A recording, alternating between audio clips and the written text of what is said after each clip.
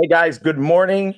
It's the best day of your life, and it's Friday, March. I don't even 21st. Haven't been on here a lot this week. I traveled, came back, doubled up on meetings today or yesterday. So it's been a little tough. Today I want to talk a little bit about what are self-directed IRAs and how you can have your retirement account, basically used to do real estate.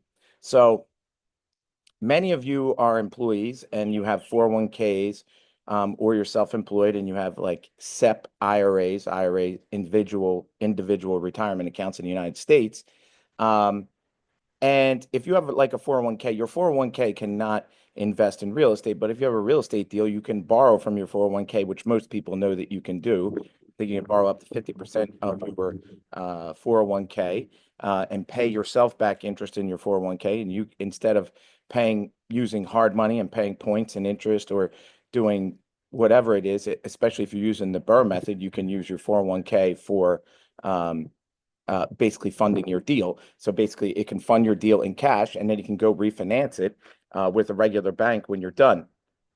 I wasn't going to get into this, but now I think about it. If you ever buy a house in cash, you should put a private mortgage on it, even if it is to yourself in another entity, because there's two types of refinances when you're doing a Burr or you're purchasing something cash. There's a cash out refinance where you usually don't get as much money back and it's a higher rate and it's a riskier loan. And then there's a rate and term refinance where basically they're saying, you're getting a better rate and a better term, so it's smart to refinance. And so what you do is if you're buying cash, you put a mortgage to one of your other companies, for obviously a higher interest rate and shorter term. And then when you go to refinance, you're refinancing your debt, and it's a rate and term refinance. You could do it faster, you get a higher leverage, and um, it gets done faster, and they like those loans better than they do cash out refis.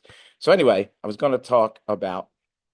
little tangent. I was going to talk about retirement accounts. So you can actually buy property in what's called a self-directed IRA. So how do you get a self-directed IRA? So if you had an IRA, usually if you had a 401k and you move from one company to the next, let's say you move from the company, they will roll that in tax-free to an IRA, individual retirement account. Then sometimes people just leave them in there or they roll them into a new 401k, but you can roll these IRAs into what's called a self-directed IRA. And what's the difference between a self-directed IRA and a regular IRA?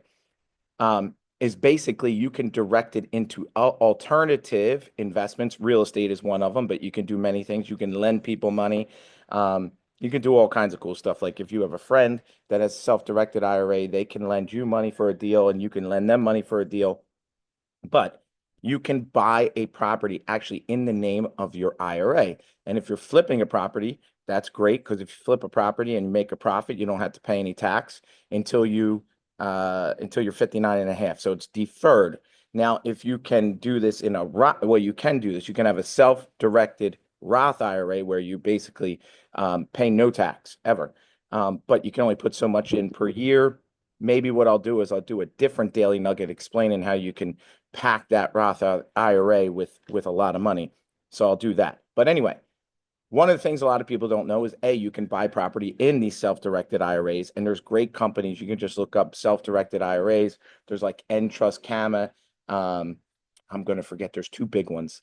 Um, but anyway, there's two big companies. You can call these people. You can ask them all the questions. Can I buy gold? Can I lend money to my sister? All kinds of crazy stuff. But what you can do is buy property. Now, something else that a lot of people don't know is not only can you buy property, so the actual deed is in the name of the IRA, but your IRA can borrow money, can actually get loans. So you can buy in the name of your IRA and you can leverage it. So if you didn't know that, you should just definitely check this out. And a lot of people invest in real estate with their self-directed IRAs. They lend money with their self-directed IRAs. You can do a ton of stuff with self-directed IRAs. So I wanted to just give you a little taste of like what it is, how you can invest in real estate with your retirement accounts, and check that out. So I hope you guys have a great weekend, a great Friday, and the best day of your life. Thanks, guys.